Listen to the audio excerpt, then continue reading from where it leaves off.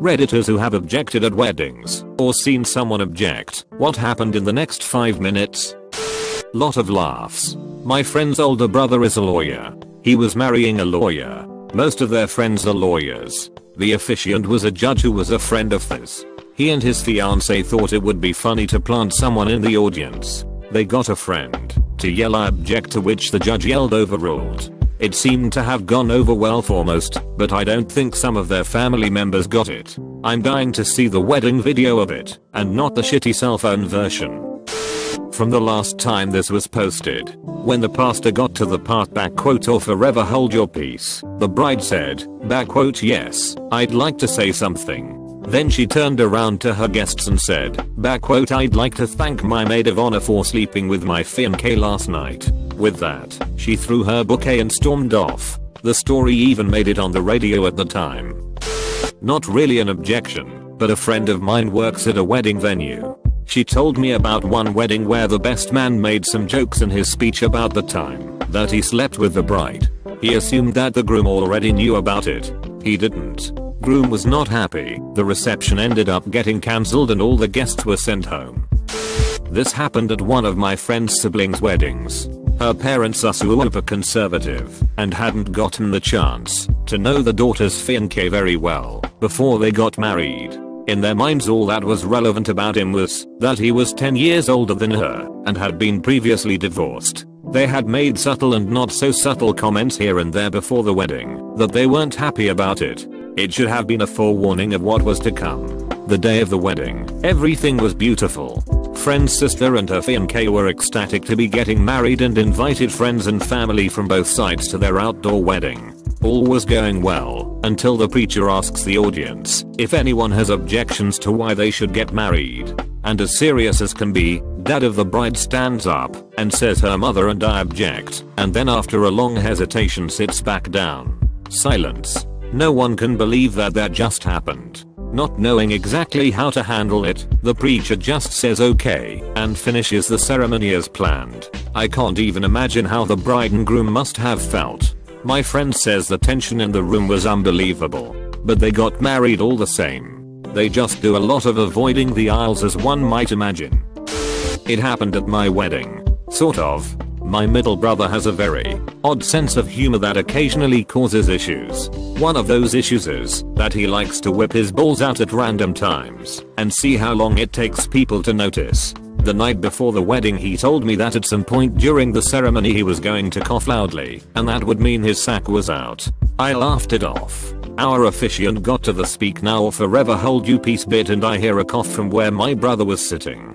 Both my husband and I whipped around in disbelief, but the audience thought we were daring any of them to say something, I guess, so they all laughed.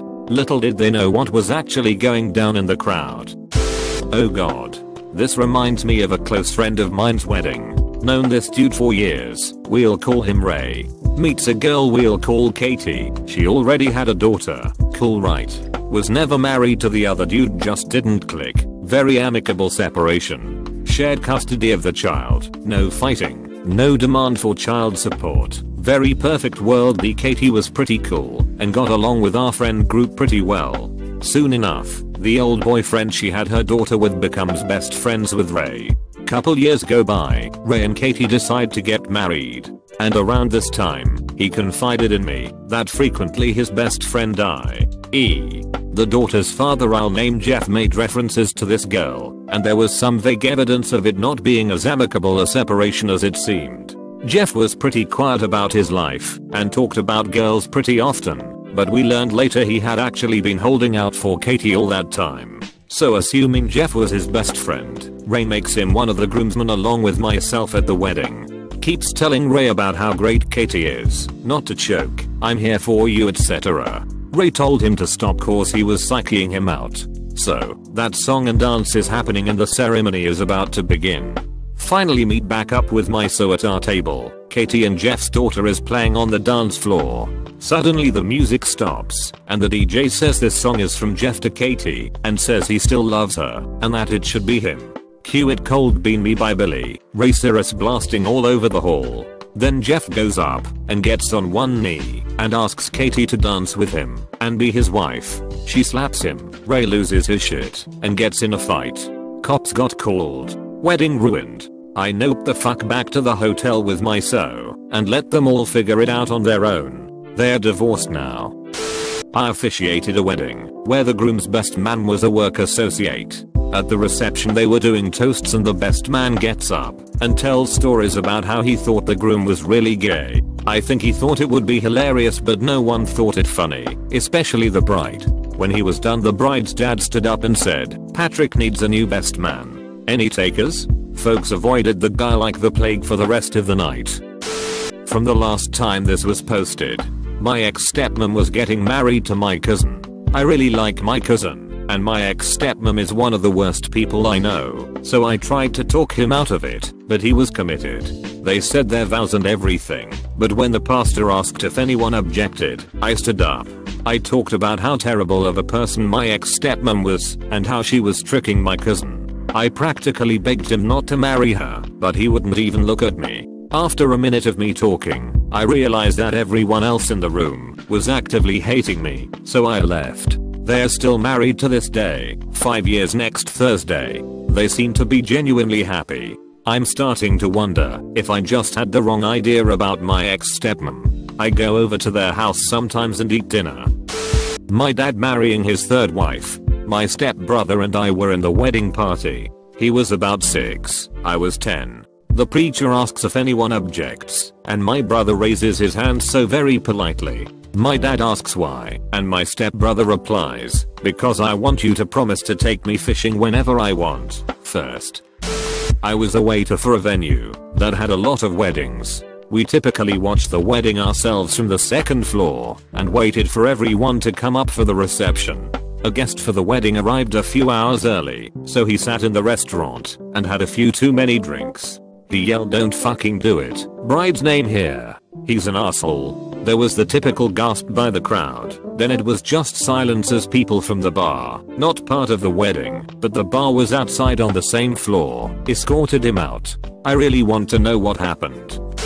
I was at a college buddy's wedding when a drunken childhood friend of the bride tried to stand up and profess his love for her. The bride's father immediately stood up and tried to haul off said drunken guy by the ear, except he was so pissed he pulled too hard and partially severed the guy's ear. I was also pretty tipsy and laughed a little too hard when the dude screamed like a small girl, but I was not the only one. A few people even applauded. When I was a very young lad, I attended a wedding in which a man stood up at the point of objection and exclaimed, "You forgot the bread knife." For the next 15 years my brother and I were convinced that it was wedding tradition to have a bread knife, and forgetting it was a mortal sin. Turns out the guy was just nuts. My best friend calls me up out of the blue one day and asks me if I can travel the upcoming weekend to his place from PHX to the mountains of Northern Az. He says he finally popped the question to his GF of 5 years and mother of his 2 kids, and they are just gonna have a small impromptu get together of friends and family to seal the deal. So I drive 3 hours and show up to his huge family on his lawn, and her's nowhere in sight. I find him, and he's trying to hide the fact that he is fucking shook up. Dig a little deeper and find out he hasn't seen the bride in 2 days, and he thinks she's not gonna show. "She's not coming," were his exact words. I calm him down with a couple shots of Patron and assure him she just wants to make a dramatic entrance. She never shows. Bride's mother shows up finally and tells my buddy, in private, that she took off to Phoenix and has been at an ex's for the last couple days. He announces weddings off to the 30 or so people there, and being the dope ass Mexican family they are, we all eat and party and pin it to the fuck out of the rest of the night anyway and blame cold feet. She doesn't come back for 2 months. Leaves him with his painting business and the kids to take care of. Then he calls me up and says it's back on. She needed to get some shit out of her system. Objection. Made by yours truly. The only thing she needed to get out of her system was her ex's come out of her skanky twat. I couldn't be there, so I just talked shit to her relentlessly online. Anytime she posted anything, there I was, reminding her that she's the biggest shit-filled cunt on earth for doing that to the best guy I know.